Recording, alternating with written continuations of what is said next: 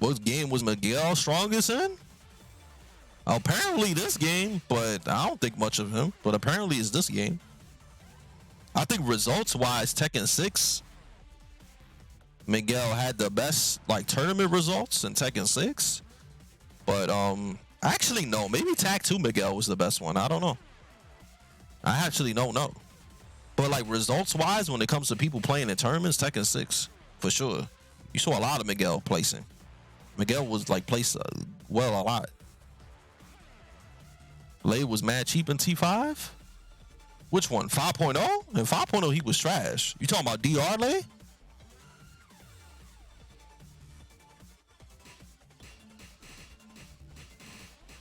Yeah, Jin is the first character you unlock in T4. I didn't know that. I forgot. That shit's so old. I thought Leroy still. Oh, DR, yeah. DR, he was good. He was definitely good. Fab was the best Miguel player ever. Yeah, in America, yeah, for sure. He beat Nee with Miguel. Cause like you can't really like challenge that. You know what I'm saying? Like he beat Nee with Miguel. He beat Rain with Miguel too. He actually beat Rain with Miguel, and Rain was like considered like the best Miguel player ever. So you know what I'm saying? There's not much challenge to that. What do you think Nina and Anna were better in? What, in Tekken? Nina's always top tier, bro.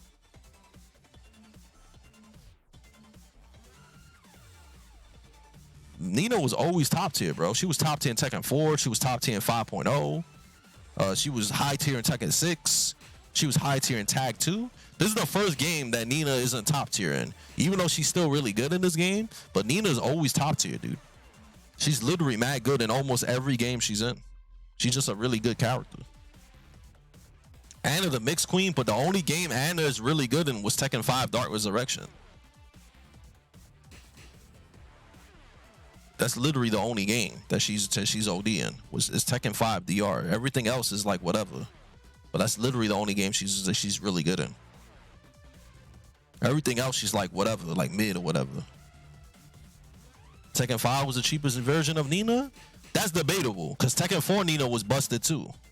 So that's actually debatable. That's really debatable, because they were like, Nina was bullshit in both games. Like Bronson won Tekken 4 Nationals with Nina. So that shows you that Nina was busted in that game. And he won Tekken 5 Nationals with Nina. So that tells you that Nina was busted in both games. T5 Nina had 1+4.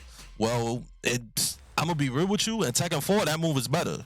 That move was like +20 on block, and she got a free low on block. She got a free low on block, dude. Like, I don't know how cheaper you could make that move. The move literally got a free low kick on block. That shit was stupid. That shit was dumb. She got 1+4. 1+4 on block, bro. And she gets a free low. Like, that's bullshit, dude. Tekken 5 Vanilla Steve had the infinite, bro. Yeah, he did. Like, Tekken 5 Steve. I'm not saying Nina was better than Steve, but Tekken 5 Steve is the best character in the game by far. Like, there's nobody better than Steve in Tekken 5. There's nobody better than Steve in Tekken 5. That's the best character in the game. And if you didn't play Steve in 5.0, you probably wasn't gonna win, which is why Crow won 2 Evos straight with Steve. Like, you could use somebody else and get close to beating him, but if you play Steve perfectly, you're not gonna lose to anybody. He's a perfect character in Tekken 5. He's a perfect character. He has everything. You die for anything. He sidewalks you, you die. He punishes you, you die. You get hit on counter hit, you die. Like, he's ridiculous, dude. He's super ridiculous. You're not beating that character. No matter how good you are, you're gonna get clapped by Steve.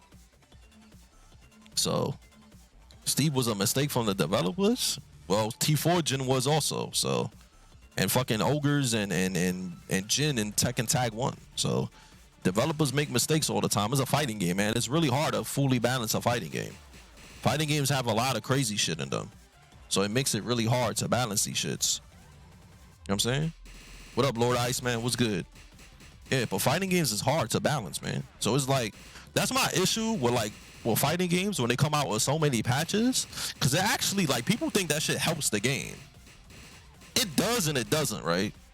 The way it helps the game is this, right? Is that they keep coming out with patches to a fighting game, and yeah, it'll get people hype. Oh, my character got buffed. Oh, this character got nerfed. I can't wait, right?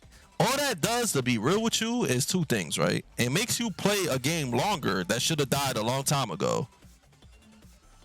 That's one. And two, that shit fucks up the game a lot. Because imagine playing a game and practicing your ass off, right? Let's say you play like Geese or somebody, or any other character. Let's say you was a Kasumi player, right? And you was bopping ass with her like season 1 and 2, right? And then the new season comes out, right? And they nerf the fuck out of her, right? And now you can't win no more. That's fucked up. You can't win with the character because a fucking balance patch came out because the community complained that your character was too fucking cheap. Back then, you ain't need to worry about that. If your character was good when the game came out, you was fine. That character's always gonna be good. Now, as a pro player, if you do play in tournaments, you gotta worry about if your character's gonna get nerfed in the next few months. And to me, that's fucked up. Because you train all these hours and all this time to master your character, and the motherfucker gets completely changed, and now you can't win. That's ass. That's actually ass. You know what I'm saying? That's whack. Like, I know why they do it. They do it to get people to want to play the game more. Because if you make balance changes, it feels like the game is different, but a lot of times it makes the game worse too. So that's just the old school of me. That old school in me, the OG in me, that just likes it when a game comes out and they never balance it. Like, I like that. I like that. Because, like, you know, if you grind from the beginning and you stay good, you don't need to worry about the game changing. By them changing the game so much, it changes who's good and who's not too much. Like, oh, like, people could actually, like, in this day and age, people could deadass be like, yo, you only won because your character got buffed. And that shit is actually a legitimate fucking argument. You could deadass say that to somebody. You could deadass say that to somebody. Yo, you only winning because this character got buffed. That's the only reason why you winning. You could do that because if the person was getting their ass whooped in the prior season when their character wasn't that good, you could actually tell them that. And that's a problem with a fighting game. That's actually a problem. Like y'all get what I'm saying, right? Game, like, it's just dumb. You know what I'm saying? Like, that shit is stupid. Like, you could actually tell somebody that, and that shit could be facts. You could deadass go up to an Army King player and be like, yo, you only winning because he got buffed. Because if I remember other seasons, you was getting clapped. You could deadass tell an Army King player that. You could tell a lot of people that. If you was a Jack player, you could be like, yo, I'm not winning no more because they nerfed my character too much. And it will be a deadass good argument because they did do that. You know what I'm saying? There's a lot of characters that you can actually be like, yo, like, yo, my character got nerfed. Like, that's the only reason why you beating me. Or you could be like, yo, you only winning because your character got buffed. And that's whack in fighting games. That's actually whack. You could since Marduk is a DLC character and he came out like season 4, season 3, you could deadass tell somebody, yo, you only winning because they put Marduk in the game. Imagine if no DLC came out and you was forced to use the main roster in the game. How many people would not win in this game? You ever thought about it? If this game was actually like an old school fighting game that this shit gets no DLC and you basically have to play all the characters that got released when the game came out with no DLC, that shit would have changed the fate of Tekken 7. That shit would have actually changed the fate of the game. If they deadass didn't balance the game at all. Only season 1 came out. And imagine that. Imagine Tekken 7. That is only season 1 and no DLC characters whatsoever. And you legitimately had to play with the way the characters were.